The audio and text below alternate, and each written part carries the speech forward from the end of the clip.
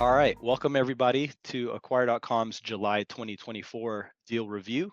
What we're going over today, do some introductions. We've got a special person on our team that's joining our webinar series today, so we'll introduce him as well. Why you're here, let's review some deals together, and how to get matched with the best. So before we go over all of that, let's go over some of Acquire.com's impact. We've been in business for over 4 years now. We've served over 100 countries. As you could tell in the chat, we're doing deals all over the place. We've got buyers and sellers all over the place. We've got over 600 listings live on the marketplace that you can choose from and scroll through. We've done over 1,200 deals sold. We have over $750 million in closed transaction volume and over 500,000 registered buyers on our platform. And going over our introductions, here's our beautiful team in La Jolla. And here's a little introduction about myself. If you don't know me, my name is Rainier. I'm the Managing Director of M&A here at Acquire.com. I have over a decade of experience in M&A, investment sales, capital markets. Previously, I was at Empire Flippers selling Amazon FBA, Shopify, content websites. Previous to that, I was at Cushman and Wakefield, Marcus and Millichap selling shopping centers, retail properties. Fun fact, I used to sell tons of Taco Bell investment properties and Jack in the Box investment properties. And deal making has been in my blood for the last decade. So some of my notable recent transactions, I sold a $7 million deal in LATAM, $1.5 million deal in Canada, and another $1.45 million deal in the US. So let me go ahead and pass the mic over to my colleague, Christian. Thanks so much, Rainier. Hi, everyone. I see some familiar names from our previous webinar, so welcome, and welcome to all the new ones as well. I'm our Director of Acquisitions. I have over a dozen years working in and leading divisions across sales, technology, and the SaaS space, from smaller corporations all the way to ones with billion-dollar portfolios. Now with Acquire, I help a lot of our founders get ready, get curated, and prepped to go on live on market to make sure they have a lot of what you buyers are looking for. Most recent for me is that top one right there, notable transactions, Uruguay, 1.2 million. As Rainier said, and as shown in the chat, we're definitely global. So I'm excited to chat with you all today. Awesome. And let me pass over the mic to our special guest on our webinar today, Ky. Everyone give Ky a warm welcome. Thank you, Rainier. Thank you, Christian. Thank you, everyone, for being here. It's great to be a part of this. My name's Ky. I work here in acquisition success as a member of the M&A team, work closely with Rainier and Christian, and contribute to the knowledge pool that is our M&A advisory services. My background is in mathematics, coaching, and leading CS teams, most notably a team in Panama. So what's up to anyone coming from Central America? It's great to see you. And as a person, I love mathematics. I love leading with data, logic, and helping the founders that I work with stay calm in the different twists and turns in the acquisition journey. Awesome. So let's go over why you're here today. So you're here to see the best deals and what makes them special. So we've got a monthly showcase of our biggest and best deals. They're pre-vetted and recommended by our advisors like Ky, Christian, and myself. And we're going to give you expert analysis, key insights, and Q&A. You're going to get to see how we view these deals, how buyers typically view these deals, and you'll get these type of insights, hopefully pull some nuggets from today's webinar. So let's go over the deal review. So let me go ahead and share my other screen here. So the first one up, we've got a SaaS deal. And Christian, do you mind kicking us off on this one? Sure, I'd be glad to. I did some work with this founder early on in preparation. I always lead with that. I'm the stickler here on staff to make sure we have all the documents in row and in line. So when you look into the opportunity here, it really is vast. I'll start right away with the founder. They're builders, they're designers. It's a common theme. You'll find they found a gap in the market and decided to build it on their own, but didn't have a lot of focus in terms of the marketing and the selling aspect of the business. There's a lot of opportunity to scale there. The business itself is a lot focused on being able to see who's advertising certain keywords, how often, ad copy, even the contact information. And there's a nice wrinkle in there being able to white label that for the clientele. So it's a really nice niche that this founder has found. And it actually a recent drop, the recent price drop, not because the business isn't doing well or anything like that. It's actually doing quite well. But if you look into the reason for selling, Rainier, you want to show that really quickly as well. The co-founder is working through a health issue at the moment, so there's a necessity in that regard to sell. But the opportunity is really, really vast. What's nice about this as well is this founder actually is a buyer. So I really like being able to work with some founders and knowing that ahead of time.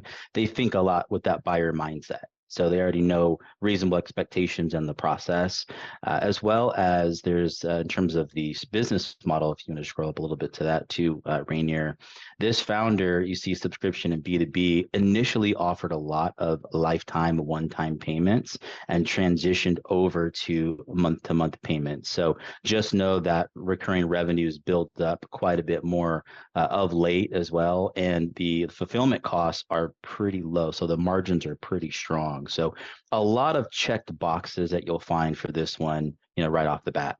Nice. That's a great summary there, Christian. And if I can jump in and give some comment, if you've seen me on the other webinars, I jump to some of the fundamentals that I typically look into, such as profit margin and profitable. So when you're looking at a business, if it's profitable, that's great. That's one of the first things that buyers look for.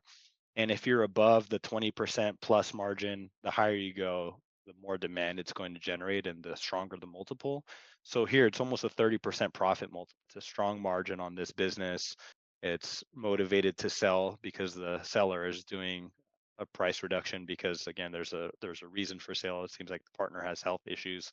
So there's a strong motivation there. It's not just the seller that's putting up a listing, trying to test the market or see if anyone is looking at it and maybe making an offer worth looking at. It's this is a situation, it sounds like they need to sell. And if I look at some of the other fundamentals I typically look for is the date founded. So this is about 3.5 years old. If you've seen in the other webinars, I like to preach at least 3 years because that gives some sort of history that a buyer can at least look at to see, is it going up year over year? Is it flat? Is it going down? You can ask why. Is there any seasonality month over month? The difficult part about newer businesses that are less than a year old is they're unpredictable. It may have a rocket ship of growth, but then who knows what happens after you acquire it? There's just the what if, and you've got to adjust that risk. And typically you see that risk adjusted through the multiple. I start looking more over here. Again, reason for sale. If I'm a buyer, get to know the founder. Obviously, these are people. Treat them like people. Get to know what they're looking for in terms of, okay, is it price? Is it timing? Is it deal structure? Is it transition post sale? I would assume timing is going to be of importance because of the health issue. And as I look to, it's bootstrapped, so that's great there.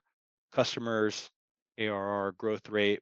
I'd want to understand if there's any customer concentration risk. It looks like there's a ton of customers, but just to make sure that not a handful of customers are making up the entirety of the revenue. Those are the main things that I look at. Ky, anything to comment here on this listing before we move on to the next one? Absolutely. One of the best places I like to look at a listing is the asking price reasoning. A lot of listings you'll see they'll say they're in fair market value or within range of market comparables. I like it when a seller decides to put a little bit more into that category. A very savvy buyer will know if you're priced within range or not. So we see some really strong words of repeatable and predictable customer acquisition. That stands out to me as a nice claim to then go validate with the seller once you get to talking to them. And with the 45% growth rate on returns within that first month of paid traffic, it seems like they have some really strong processes in place to achieve KPIs that are up to the standard that has allowed them to grow over the years they've come today. That's a great point, Ky. And when it comes to these multiples and asking price reasoning, the cool thing about acquire.com is whenever you have this badge guided by experts, you know that these listings are guided by myself, Ky, Christian, or someone on our M&A team. And when we're guiding them and educating them about multiples, this is coming from real-time data. So when we suggest and educate some of these multiples to our clients, this is coming from the experience of here's real-time data. So this is what I'm about to tell you. This is As of today, we've closed 294 transactions year to date. So as of July 17th, we've closed 294 transactions. Last month, 38 transactions. As of today, we have 177 listings currently under offer, closing in the coming weeks. So when I tell you that we have the data and we've got our finger on the pulse on what's trading and what's actually trading at a certain multiple, this is where that's coming from. And again, we've got 600 plus listings. We know how long they're sitting. We know what buyers are looking for. We know what deal structures they're trading at. So if you have any questions with anything related to what seems to be maybe a question on deal structure or offer or multiple, feel free to reach out to any one of us, and we're always happy to help. So let me jump onto the next listing here. This is a SaaS startup based in Australia. Ky, do you want to kick us off on this one? Absolutely. Thanks, Rainier. So let's start with what this offering actually does. It is a SEO tool and a blog writer, all fueled by AI. One of the things that first stands out to me is how this listing is priced. Very evident that this seller is motivated to sell. And that tells me that the seller knows the market, that understands what's going on in terms of relevancy with the times, and is reasonable with what they're asking for. If we go to the date founded, we see that this is a young business. So, Rainier, to your earlier point, are we riding the wave upward, and what's the probability that this can sustain? That's one of the things you want to get into the conversation with the seller about is what is the legitimacy of this growth or this early onset for success to really last into year 2, year 3, and onward, because that's going to aid to the predictability of buying this business to then pull some growth levers. The last thing I'll point out here is within the description, there is a little bit of a dual offering. We have the SEO tool and then the blog writer. I want to know more about, is this blog writer focused on SEO? Is there a maybe growth opportunity down the road to combine some of the SEO tool within the blog writer to then get some nice long form SEO going on with the offerings that they're using? So a lot of opportunity here, a very reasonably priced listing and offering. Something that I'm excited about, especially with such a margin, as you see when you scroll down to the trailing profit and trailing revenue. Excellent. So these are really good points, Ky. And again, with this profit multiple, it's price to sell, but also it has something to do with the date founded. And as Ky mentioned, it's if you're a buyer, you just want to make sure that you can understand predictability. And that's when something is under 3 years, there's different ways to go about that. And it's either deal structure or understanding out of the revenue how long customers have been around and predictability of in terms of just trying to limit your downside risk as a buyer. And there's different ways to do that. So the good thing is, if you look at this profit margin, it's insanely high. So this is something that a lot of buyers are going to salivate at, and the asking price is in the bite-sized range. So if I'm a buyer, and as I'm advising the client as well, it's okay, let's think about who our ideal buyer profile is. If you look at the asking price, it opens up the buyer pool to many first-time founders, entrepreneurs that are on our marketplace looking for deals, because it opens up to a lot of cash buyers. It opens up to a lot of buyers with experience that are pulling money together with a partner, or you could even structure a deal with some seller financing or an earnout to mitigate some of the downside risk from being a relatively newer business. But when it comes to some of the upside, I think they far outweigh being a newer business. I mean, look at the profit margin here. Look at the multiple here, the bite-sized range of the pricing, and it's bootstrapped. Another thing that I like to see. And if I'm a buyer, I'd like to see, okay, partner or family needs get a little bit more color on what that is, and then really get an understanding of maybe the competitors in the space, what your protective moat in the business is. The thing with SEO is Google, for example, they have a lot of algorithm changes. So you want to make sure that if any of the recent changes has affected the business since the business has been founded in March 2023, and how the founder has overcome some of those algorithm changes. But overall, I think this is a deal that a lot of buyers are going to reach out to, especially after this webinar. Christian, anything else to add before we move on to the next one? Yes, just the last couple of growth opportunities. If you want to scroll down a little bit into the growth opportunities, that bottom section there, The founder mentions that onboarding is almost non-existent, a solopreneur. So just factor in if you're getting churn from customers that don't quite know how to apply and use the app, you have somebody in staff or new owner operator that can support that. You can already reduce churn right away if you have that as your biggest pie piece reason for churn. So there's a growth opportunity on improving retention right there, as well as parlaying a little bit of what Ky was saying earlier. This founder added in this second wrinkle and second asset, more of a long form focus earlier in the year, and it's just now starting to really take off. So there are some good seeds that have been planted where you can scale multiple aspects of this business. And similar to actually the previous founder, started very early on with more of a one-time or a lifetime payment focus and transitioned to more of a month-to-month. So a lot of really good ideas early on, got formulated, made a better strategy and applied that. So I think this is ready to move forward and rock it up with the right buyer. Awesome. If anyone out there is interested in this listing, we'll drop it in the chat as well as the other listing that we looked over on the first slide. But for now, let me call a timeout, and we've got a little presentation on a vertical focus that we have. So let me go ahead and share my other screen and start loading it up here. All right, give me a thumbs up when you can see this. Cool. Ky, we've got a vertical focus that Ky is spearing up here, and it's agencies. So we'll let you kick this one off. Ky, what makes an agency stand out? And tell us a little bit more about this vertical.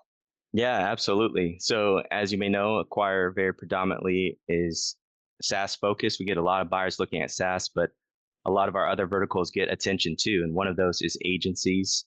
I get the pleasure of working with both buyers and sellers, and I get to hear from our buyers on what they look for. And as we decide to bring agencies in, these are some of the things that we look for to give you buyers quality agencies to see if it's an acquisition opportunity. To make an agency stand out, I've segmented it into 5 different categories here, which we'll dive into a little bit sooner. Recurring revenue, brand impact of the agency, tenure, how long the agency's been around, the quality of work that agency does, and then the relevance of the service that the agency provides. Awesome. Now let's jump a little bit into recurring revenue and predictability. Can you tell us about why this is important in agency type of businesses, Ky? Yeah, absolutely. And just to do an aside, I saw a question of what is our definition of an agency. With an agency business, you're usually providing some sort of a service. If we're talking about a pure agency, it's largely transactional. So to this point, recurring revenue, as a buyer, what helps build confidence in your acquisition is the predictability of revenue and profit. So with an agency, you're not always seeing subscription revenue. If you can find an agency that has productized services and provide subscription revenue, that's awesome. But otherwise, you really want to look at the recurring nature of the revenue in terms of assessing, do customers return? Can you build some sort of predictability by looking at the history of returning customers and repeat clients?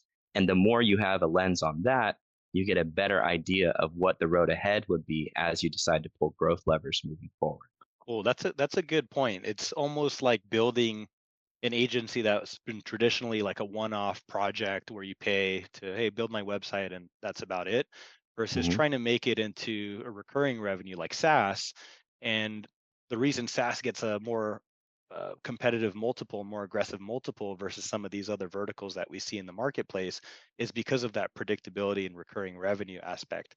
So as an agency, instead of, hey, let me build your website one off, it's like, hey, let me manage your SEO, let me manage some of these other services on a monthly basis.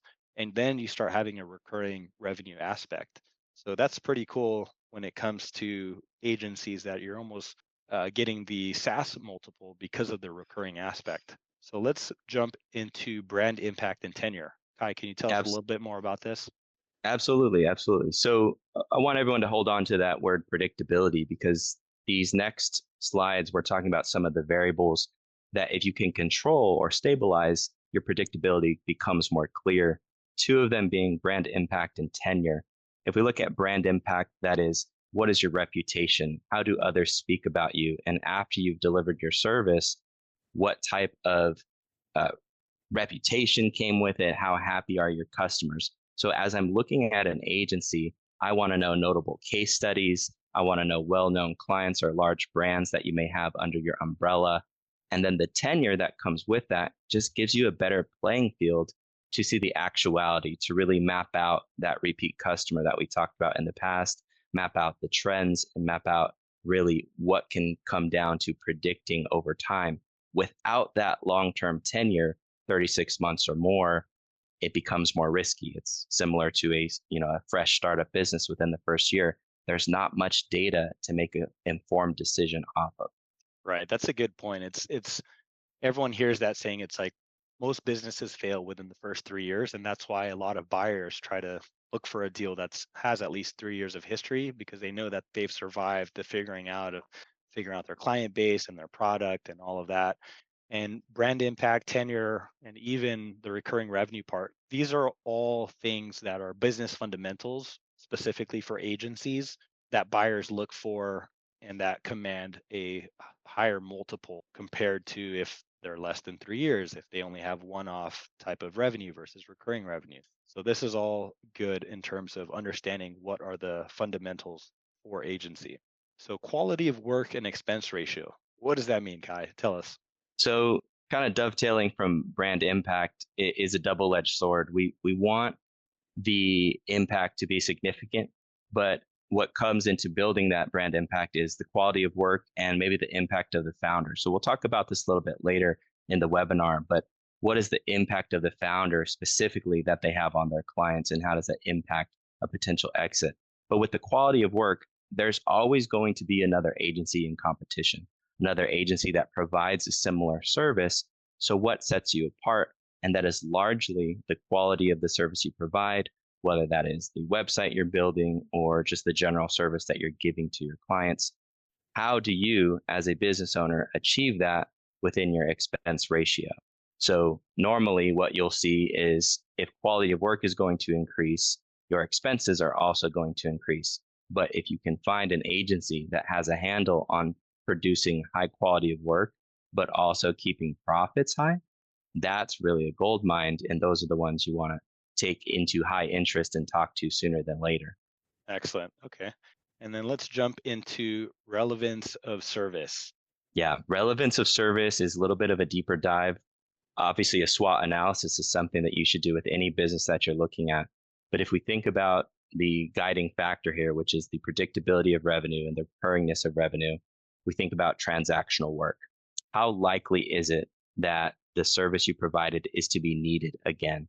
What type of processes are in place as a business owner that you're checking in with your clients to potentially upsell them on new offerings, or even reservice them in terms of maintenance on a website or any sort of retainer work? That relevancy of service, and I would say frequency of the service, is a huge factor. And again, the leading thing here, which is predictability of revenue. So if the service frequency per customer is low, is the impact of that low frequency service enough to give you the net proceeds to keep taking the business in the right direction? Got it. Got it. So for buyers that are tuning in for the first time and they're understanding the different aspects and business fundamentals of agency, if these things such as recurring revenue, brand impact and tenure, quality of work, relevance of service are strong, then that's going to command a stronger or higher multiple versus, say, an agency with less years in business, maybe one-off revenue versus recurring revenue, maybe not having big clients and just starting off. So that's how you can gauge a deal and the multiple. The multiple will serve as an indicator as the level of risk and strength of a business that you're looking. So thanks for jumping in on the agency type of business model of things that we look for. Let me actually jump back into 2 agency deals that we have. So go ahead and share my other screen here. Bear with me one second. Kai, I'll have you start off this one. This is an agency as well as a deal that you're spearheading. So bear with me one second, let this thing load. All right, when you can see this, go ahead and start us off, Kai. Great, I'd be glad to. So as Rainier mentioned, this is one of the deals that I'm working with as we have our Guided by Acquire program. These types of deals you can expect to come into a well-prepared seller that's ready to talk, ready to present supporting documentation. And the place I want to start here with this web development agency is, while it's listed as an agency startup, it certainly is not a startup. If we go to date founded, we see that the tenure here, which was one of the 5 facets that we spoke about, is 20 years and running.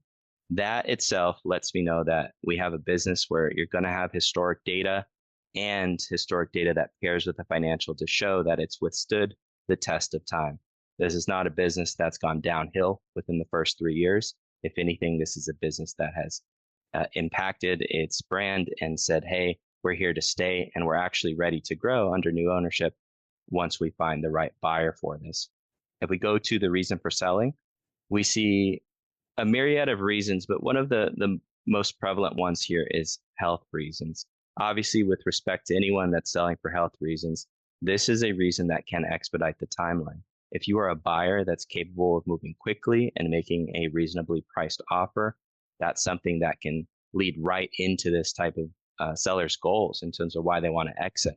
Working with the seller, I know specifically that there are a couple other objectives that need to be achieved, and that is the capability of the future owner.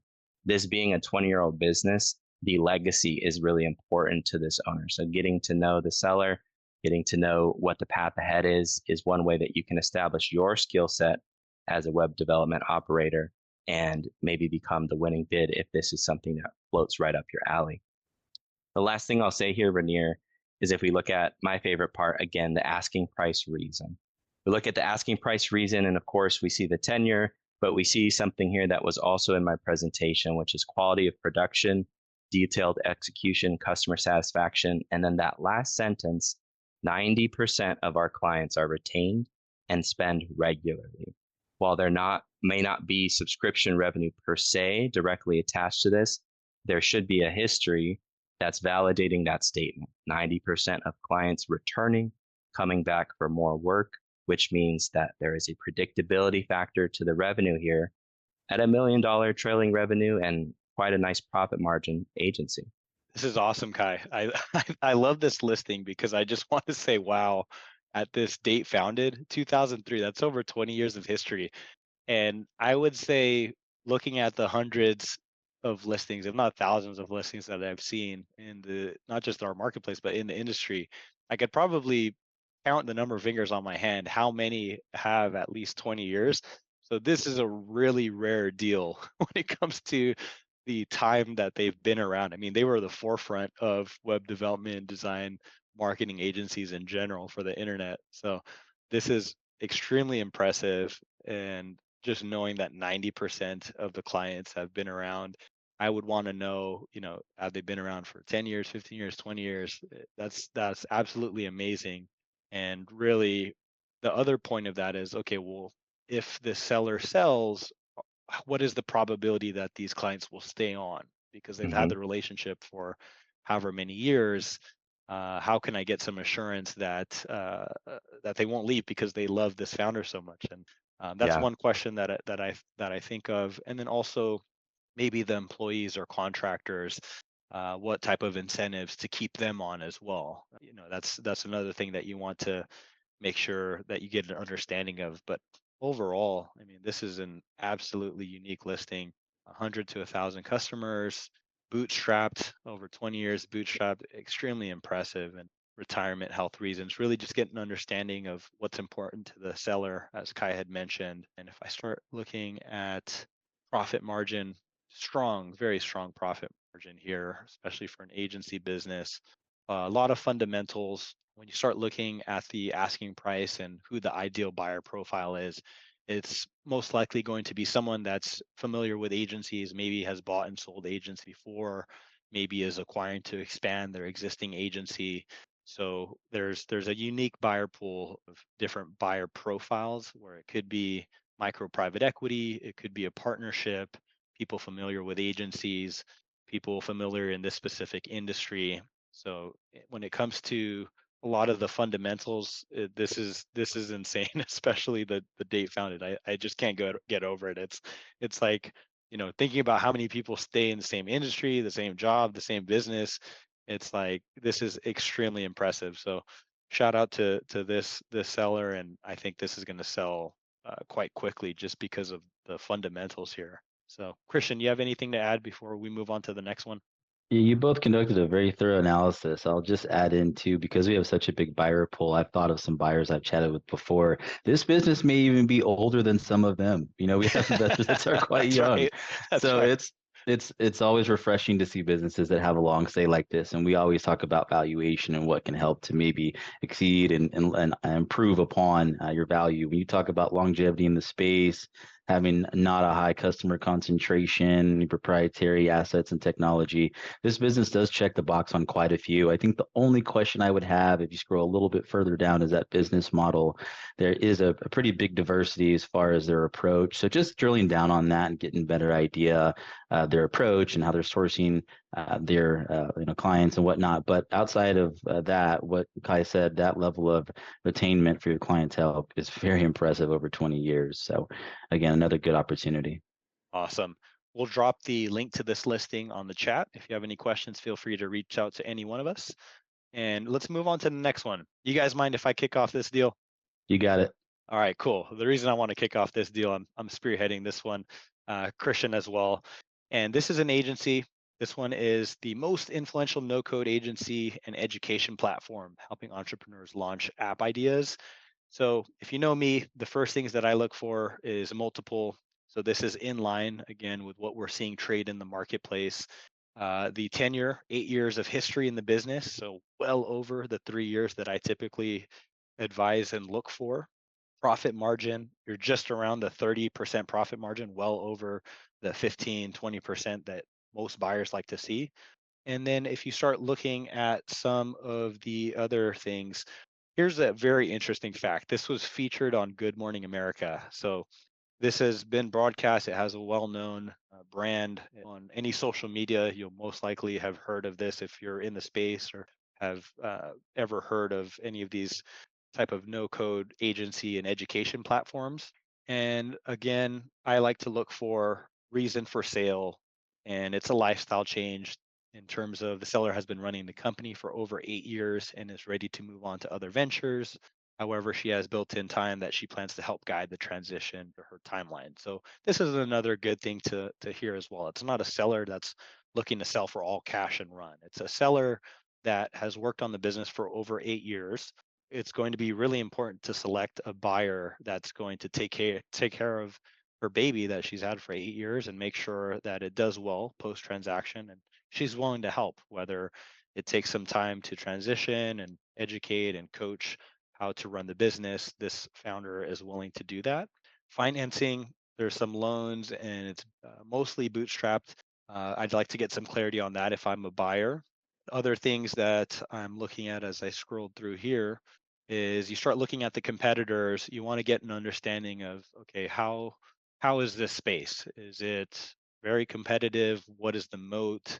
As you look into this business particularly, it has a very strong niche in that it has a protective moat against some of these other competitors that may be more generic in no code and education space. And in terms of the team size, it's lean. Again, 2016 founded, overall just great fundamentals. This just launched fairly recently, so they've already started booking buyer seller meetings. If you do have any serious interest, I do recommend signing an NDA, reaching out to the founder as soon as possible, as we do expect offers to start trickling in quite soon. Ky, do you want to chime in here with your agency knowledge and point out some things that buyers can think about? I'd love to, love to. In the asking price reason, this is well articulated. And that's one thing for any sellers here on the webinar.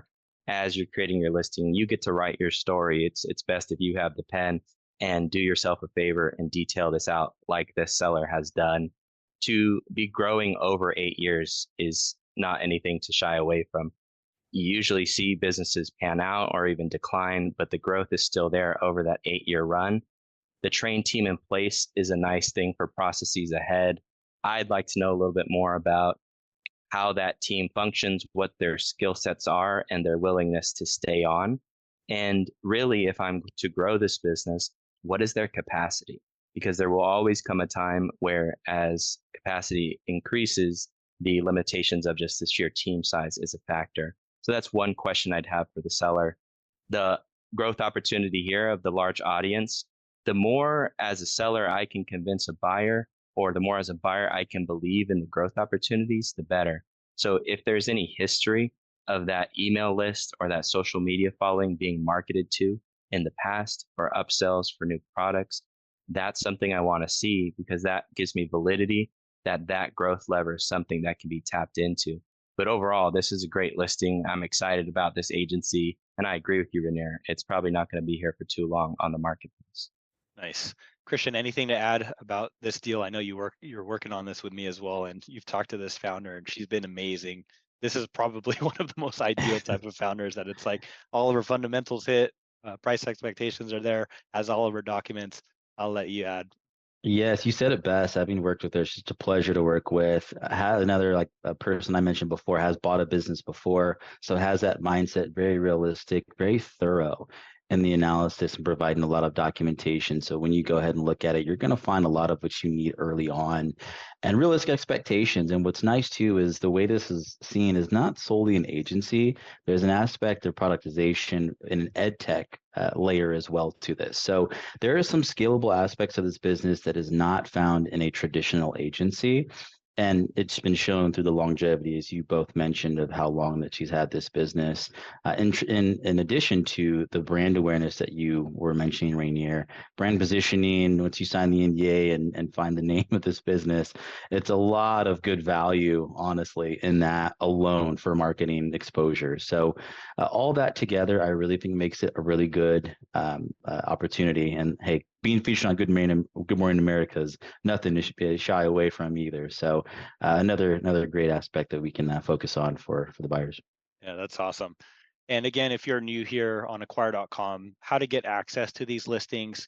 Once you sign an NDA and the seller gives you approval, you'll see all of the documents to help facilitate your pre-due diligence. And that will include 3 years of profit and loss, a recasted financial statement, SIM, confidential information memorandum, transition guide, all of these other documents to help you get a firm understanding on the business. And then from there, you can invite the seller to have a buyer seller introductory call. And from there, we've got all these amazing tools to make an LOI, letter of intent, on our platform, an APA, asset purchase agreement, on our platform. So we have all the tools here for both buyers and sellers to do everything that you need to do to understand the business, reach out to the business, make an offer, and then we'll have all of the tools and vendors to help you with escrow and then lending if you need that, and then getting all the way to the finish line. We're always going to be there to get you to the finish line and answer your questions. I see that someone had asked, I think it was David, said, "Hey, can introduce us to lenders, or do you help us with funding?" To answer your question, yes. So the cool thing about acquire.com is we specialize in sales, in SaaS, agency, these type of businesses in the startup world. So we know exactly what deals are selling for, how to structure these creative deal structures, who the lenders are that are most active in the space, who the escrow agents are for these type of businesses. It's not a real estate deal. It's not a traditional brick and mortar deal. These are very specialized transactions, and they could get complicated, and that's why we're here to help. And we also have lenders that facilitate in this business industry, and we also have attorneys that we can refer you to that are specialists in this industry. So all in one, we're here to help you. Reach out to myself, Christian, Ky, anyone on our team. When you work with us, you're not just working with any one of us particularly, it's the entire team: engineering, marketing, product. Everyone on our team is here to help and rooting for you with your transaction. So before we wrap up, we actually have. There was Go a ahead. quick question, Rainier, I thought would be nice for us to tackle from Cordell, if that's okay with you guys. I Yep. think it is a good question. Any concerns about an iconic owner leaving and being able to maintain that for the new owner? And I think that's a really good question, Cordell. I'll start it, guys, if that's okay. Mhm. That's something that we really touch upon early on with our founders, is making sure, if that is the case early on, they're known as the go-to person.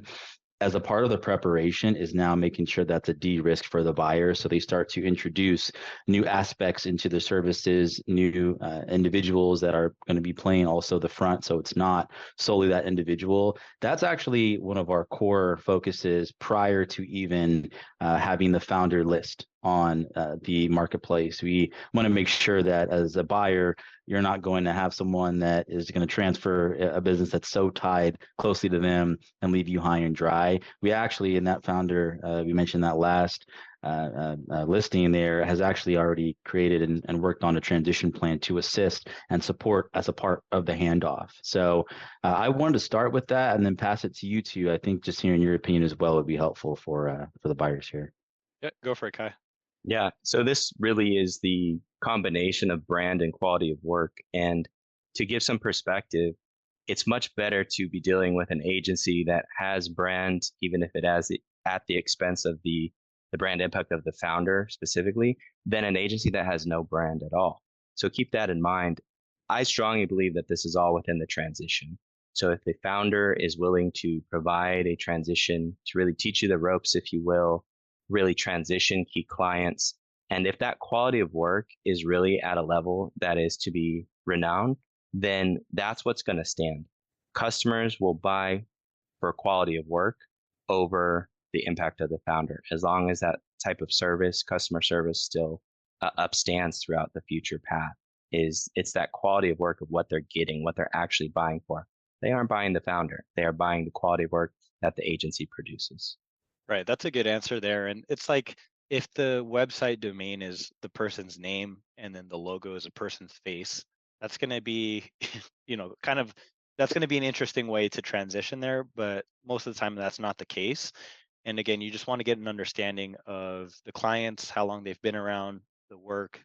And as Ky and Christian mentioned, there's different ways to mitigate your downside risk. So doing your proper due diligence, let us know if you have any questions. We can always help you, and we'll let you know what is standard and what type of strategies that other buyers in your position have done to mitigate their risk when acquiring a business like this. Just let us know. We're always happy. And then that's a good question though. So let's move on to some of the other questions while we have some time. Would you recommend asking for a quality of earnings report for any of these businesses?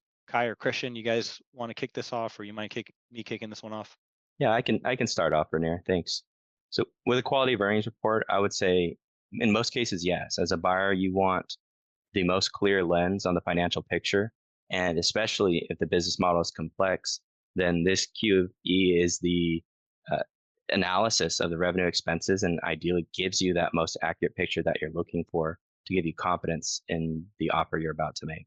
Cool. And again, the quality of earnings, that's going to help you understand while you're doing your financial due diligence from the revenue, what is one time, what is recurring, what are the expenses, what are the one-off expenses, and that will really help you get an idea of you taking over as the owner, what your cash flow will look like, what your balance sheet will. This is important. I would, to just answer it quite simply, yes, you should do a quality of earnings report when you're doing your due diligence.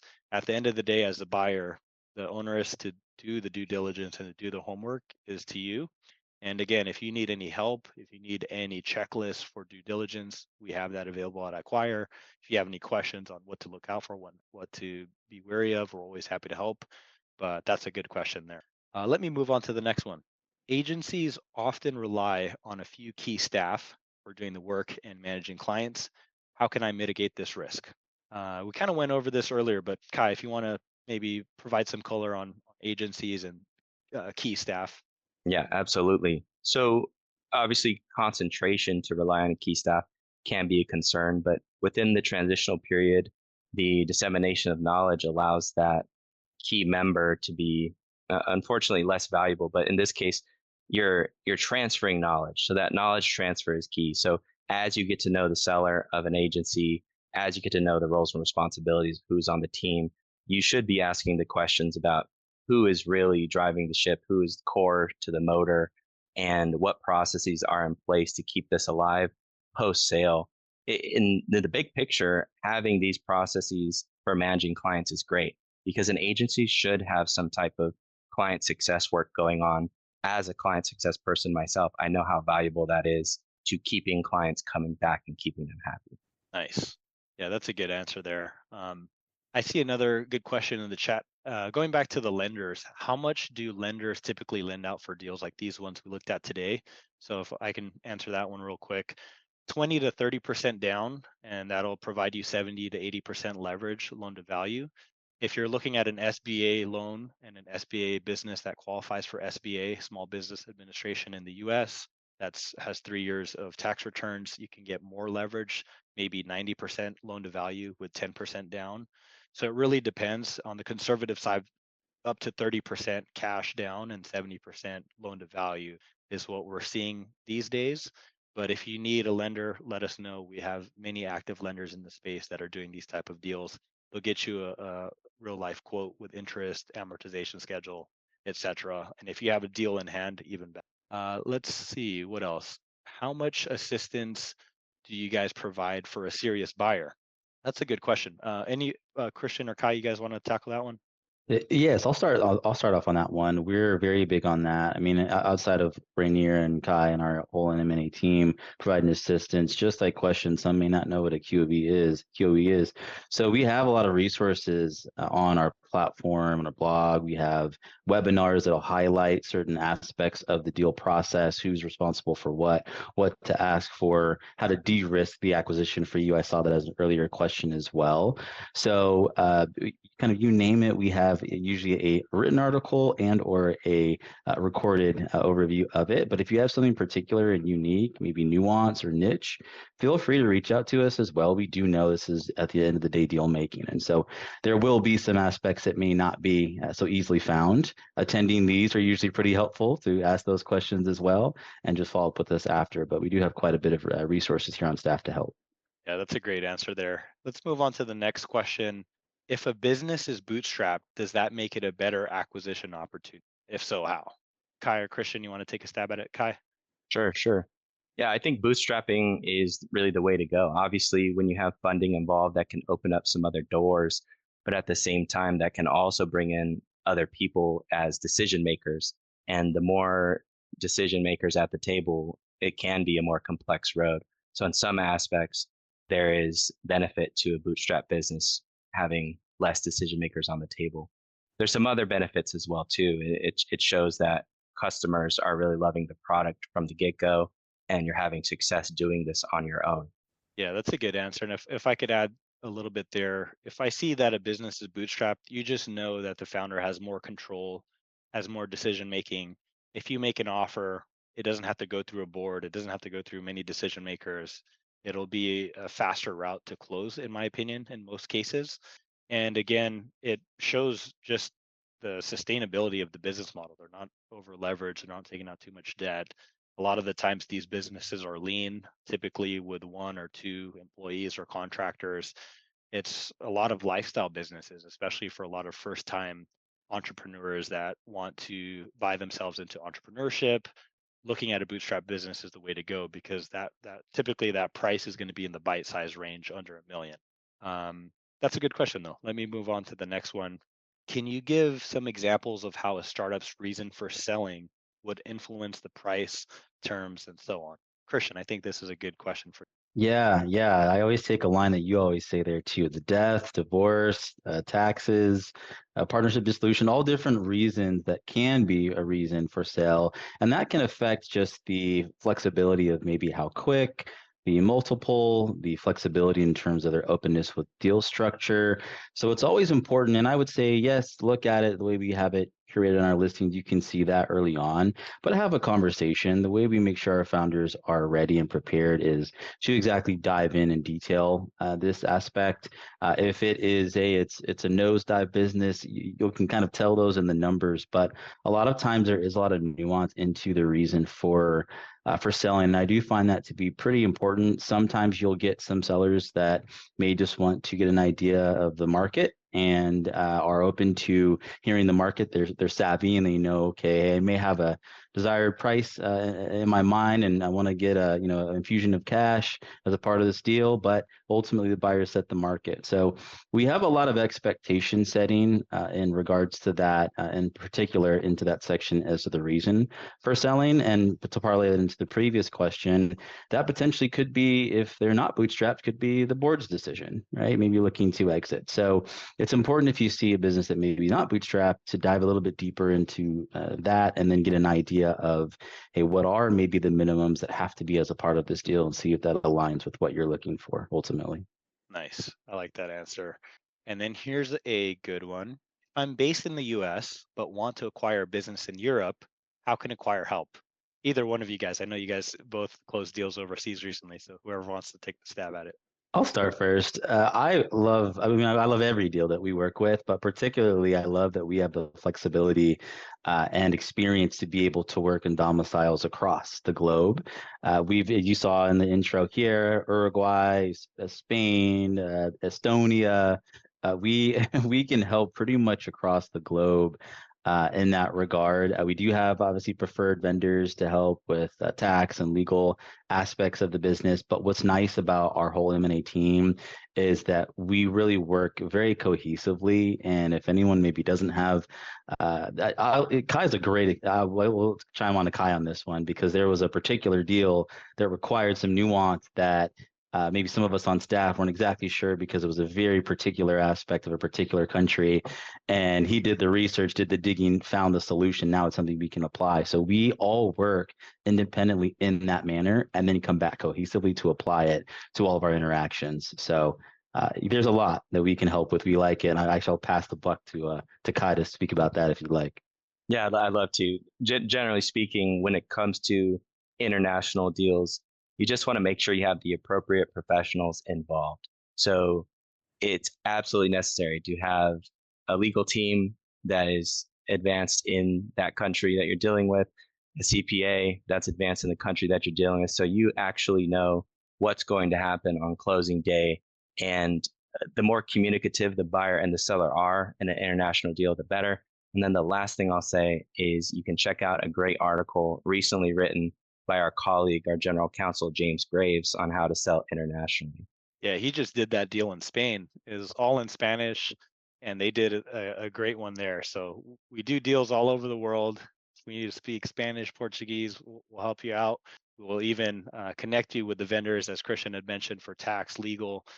Some of these transactions can get complicated, but the cool thing about us is we've done many deals over 100 countries. We know what not to do, what to avoid, because these could be deal killers. But for buyers and sellers, you're in great hands. We've done this before. We're working on many deals overseas as we speak now.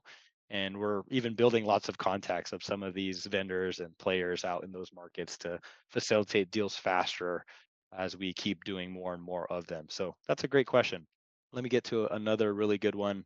Since very few unique ideas exist, at what point does competition become a red flag when evaluating a startup?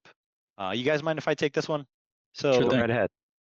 it's like it reminds me of like you go to like a restaurant or a bar, and everyone's saying, "Oh man, I wish I would have created that. I was thinking of that back in college." It's like everyone has ideas. It's easy to talk, harder to walk the walk.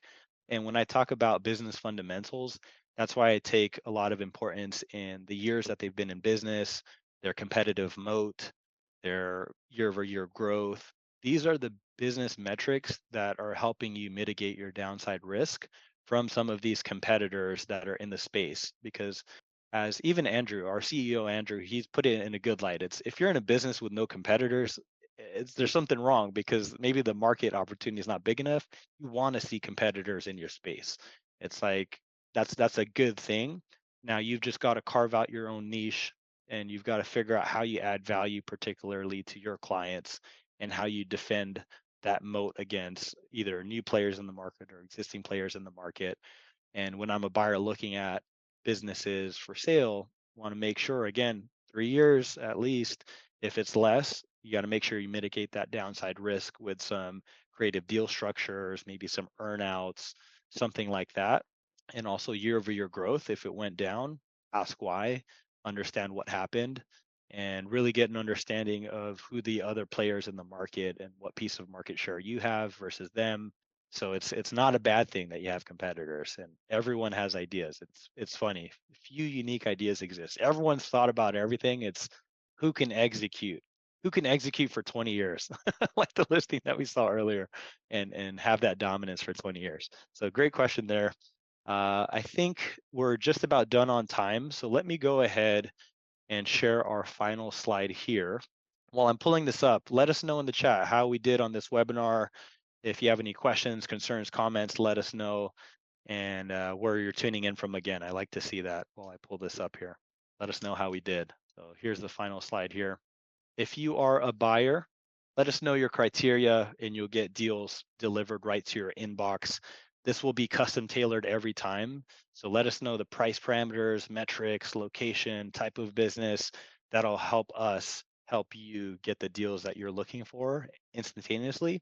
And if you're a founder, you want to maybe get an opinion of value on what your business is worth.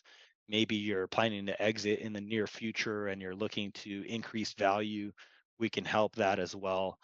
And if you have any questions with our M&A team, myself, Ky, Christian, we're all here to help you. We're all deal makers. We're here to help. And again, we're just getting started. We appreciate you guys tuning in. Thanks for tuning in all over the world. We're always looking to help buyers and founders just like you guys. Let us know if you ever need anything. Ky, Christian, if you have anything else to say, feel free to make an outro. Thanks all for attending. I always love these. Can't wait for the next one. Yeah, it was great to be here. Pleasure to be here, guys. Thank you. Awesome. See you guys later. Take care.